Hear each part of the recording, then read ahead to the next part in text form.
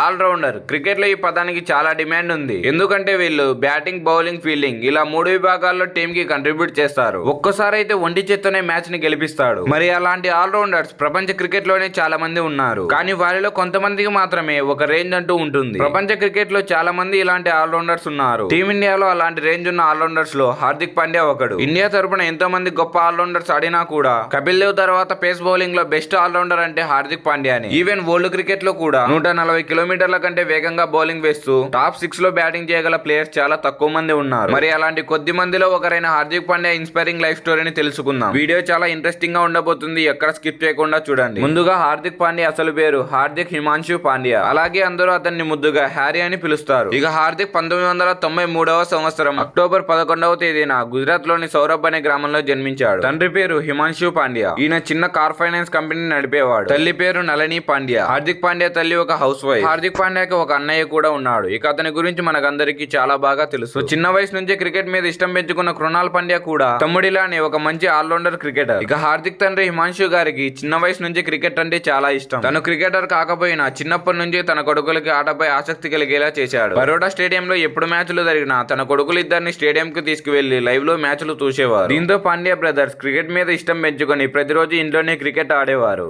అయితే హార్దిక్ 5 సంవత్సరాలు వచ్చేసరికి తన తండ్రి రన్ చేస్తున్న కార్ ఫైనాన్స్ కంపెనీలో చాలా నష్టం వచ్చింది. దీంతో తన కొడుకులు ఇద్దరికి క్రికెట్ ట్రైనింగ్ ఇప్పించడం చాలా కష్టం అవుతుందని భావించి హిమాన్షు పాండ్యా తన బిజినెస్ ని క్లోజ్ చేశారు. అలాగే సూరత్ నుండి గోర్వా అనే గ్రామానికి వలస వచ్చేశారు. ఆ తర్వాత ఒక కొత్త ఉపాధిని వెతుక్కున్న హార్దిక్ తండ్రి కిరణ్ మొదైరీ గారి ఆధ్వర్యంలో ఒక కొత్త క్రికెట్ అకాడమీలో జాయిన్ చేశారు. అయితే ఆ సమయంలో హార్దిక్ పాండ్యా కుటుంబ ఆర్థిక పరిస్థితి చాలా దారుణంగా ఉండేది. అలాగే తన పిల్లల స్కూల్ ఫీజు చెల్లించడానికి కూడా హిమాన్షు దగ్గర డబ్బులు ఉండేవి కాదు. గోర్వాలో ఒక సొంత ఇల్లు నిర్మించుకోవడానికి డబ్బులు లేక అద్దె ఇల్లులో ఉండేవారు. కానొక స్థితిలో అయితే మా పేరెంట్స్ ఒక పూటే ఫుడ్ తిని మాకు మాత్రం ఏ లోటు లేకుండా 3 పూట్ల ఫుడ్ పెట్టేవారు అని హార్దిక్ పాండ్యా ఒక ఇంటర్వ్యూలో చెప్పుకొచ్చాడు. దీంతో హార్దిక్ ఆర్థిక పరిస్థితి అర్థం చేసుకున్న కిరణ్ మొదైరీ గారు 3 సంవత్సరాలు ఫ్రీగా కోచింగ్ ఇచ్చారు. ఇక ఆ తర్వాత కొన్ని రోజులకి తన తండ్రికి ఉన్న సెకండ్ హ్యాండ్ కార్లు కోచింగ్ సెంటర్ కి వస్తున్న ఈ అన్నదమ్ముళ్ళు తమ టాలెంట్ తో తక్కువ సమయంలోనే మంచి ప్లేయర్స్ గా గుర్తింపు పొందారు. అయితే క్రికెట్ ని వ్యసనంగా మార్చుకున్న హార్దిక్ ఆట కోసం 9వ తరగతిలోనే చదువు వదిలేశాడు. ఇక ప్రతిరోజు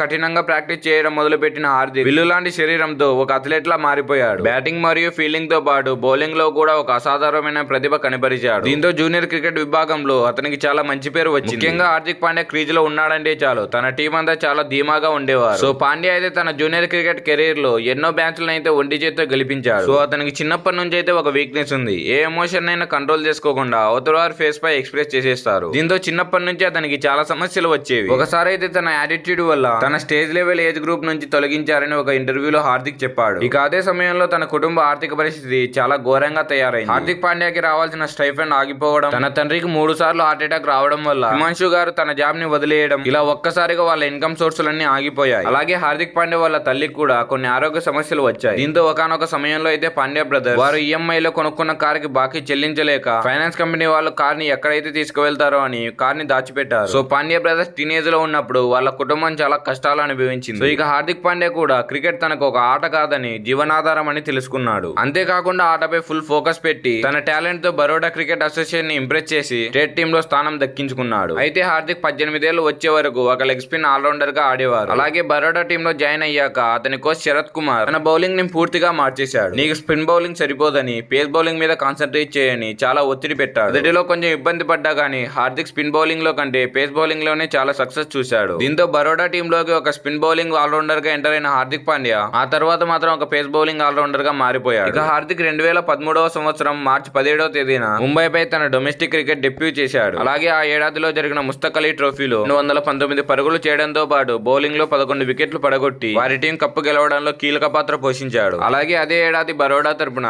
ఫస్ట్ డెబ్యూ చేసిన పాండ్యా ఆ మరుసటి ఏడాది లిస్ట్ ఏ డెబ్యూ కూడా చేశాడు. ఇక డొమెస్టిక్ క్రికెట్ లో అతని టాలెంట్ ని గుర్తించిన ముంబై ఇండియన్స్ టీం 2015 ఐపీఎల్ కోసం 10 లక్షల బేస్ ప్రైజ్ తో కొనుగోలు చేసింది. అక్కడి నుంచి వెనుదిరగని హార్దిక్ పాండ్యా చాలా తక్కువ టైంలోనే పేస్ బౌలర్ ఆల్రౌండర్ గా పేరు సంపాదించాడు. మరి ముఖ్యంగా 2015వ సంవత్సరంలో ఎంఐ టీం కప్పు గెలిచిందంటే దానికి హార్దిక్ పాండ్యా పాత్ర చాలా ఎక్కువగా ఉంది. సో ఐపీఎల్ లో హార్దిక్ పాండ్యా మెరుపులు చూసిన ఇండియన్ క్రికెటర్లు హార్దిక్ ని టీమిండియా తరపున ఆడేందుకు సెలెక్ట్ చేశారు. ఇక హార్దిక్ 2016వ సంవత్సరం జనవరి 26వ తేదీన ఆస్ట్రేలియాపై తన టీ20 డెబ్యూట్ చేశాడు. అదే ఏడాది టీ20లో బంగ్లాదేశ్ మ్యాచ్ లో ఒక థ్రిల్లింగ్ లాస్ట్ ఓవర్ వేసి టీమిండియాకు విజయాన్ని అందించాడు. ఇక అదే సంవత్సరంలో న్యూజిలాండ్ పై తన వన్డే డెబ్యూట్ చేసిన హార్దిక్ 2017వ సంవత్సరంలో జరిగిన ఛాంపియన్స్ ట్రోఫీలో పాకిస్తాన్ తో ఫైనల్ మ్యాచ్ లో ఒక అద్భుతమైన ఇన్నింగ్స్ ఆడాడు. ఇన్ఫాక్ట్ ఆ మ్యాచ్ లో మన టీమిండియాకి గెలిచే అవకాశం లేకపోయినా పాండ్యా ఆడిన ఇన్నింగ్స్ మాత్రం పాకిస్తాన్ ఆటగాళ్లకి చుక్కలు చూపించింది. ఇక ఆ తర్వాత అదే సంవత్సరం శ్రీలంకపై టెస్ట్ డెబ్యూట్ చేసిన హార్దిక్ టీమిండియాకు మోస్ట్ వాల్యుబుల్ ప్లేయర్ గా మారిపోయాడు. 3 ఫార్మాట్లలో బ్యాటింగ్, ఫీల్డింగ్ మరియు బౌలింగ్ లో కూడా ఒక అసాధారణమైన ఫీట్ ని సాధించాడు. అలాగే ఐపీఎల్ లో కూడా 10 లక్షలతో తన జర్నీ స్టార్ట్ చేసిన హార్దిక్ 3 సంవత్సరాలలోనే అతన్ని ముంబై ఇండియన్స్ టీం 11 కోట్లకి రిటైన్ చేసుకునేలా స్థాయికి వెళ్లిపోయాడు. దీంతో అందరూ మన టీమిండియాకు మరో కపిల్ దేవ్ దొరికేశారని అందరూ ఆనందపడ్డారు. బట్ ఫ్యాన్స్ ఆనందం మరి ఎక్కువ కాలం నిలబడలేదు. 2018లో జరిగిన ఆసియా కప్ లో హార్దిక్ పాండ్యాకు బ్యాక్ ఇంజరీ అయింది. అది ఎంతలా అంటే స్ట్రెచర్ పై అతన్ని పెవిలియన్ కి తీసుకువెళ్లారు. ఇక ఈ గాయం తర్వాత చాలా తక్కువ సమయంలో బౌలింగ్ చేసిన హార్దిక్ పాండ్యా ఒక పూర్తి స్థాయి బ్యాట్స్మెన్ లా మారడానికి ప్రయత్నం చేశాడు. ఐపీఎల్ లో ఫినిషింగ్ రోల్ చాలా అద్భుతంగా రాణించినా గానీ ఇండియాలో ప్లేస్ కావాలంటే బ్యాటింగ్ తో పాటు బౌలింగ్ చేయాల్సిన అవసరం ఉంది. గత కొన్నాళ్లుగా అతని ఫిట్నెస్ పై చాలా ఫోకస్ పెట్టిన హార్దిక్ తర్వాత జీటీ టీం కెప్టెన్ గా ఒక 3D షో చూపించాడు. తర్వాత ఐపీఎల్ లో ముంబై ఇండియన్స్ టీం కి కెప్టెన్ గా వచ్చాడు. ఎందుకంటే ముంబై ఇండియన్స్ టీం కి రోహిత్ శర్మ తర్వాత కెప్టెన్ అయ్యే అర్హత హార్దిక్ పాండ్యాకే ఉందని సెలెక్టర్లు గమనించారు. ఇక తన టీం ఫ్యూచర్ కెప్టెన్ ని ముందుగానే ప్రిపేర్ చేసుకోవాలని రోహిత్ శర్మ ఉండగానే హార్దిక్ పాండ్యాని కెప్టెన్ చేశారు. అదే సంవత్సరం ఐపీఎల్ లో హార్దిక్ పాండ్యా రోహిత్ శర్మని ఫీల్డ్ లో కొంచెం అటు ఇటు తిప్పించేసరికి ఫ్యాన్స్ చాలా కోపంగా తయారయ్యారు. అందరూ హార్దిక్ పాండ్యాని ట్రోల్ చేయడం మొదలుపెట్టారు. అది కాక ఆ సంవత్సరం మ్యాచ్లు ఓడిపోవడం,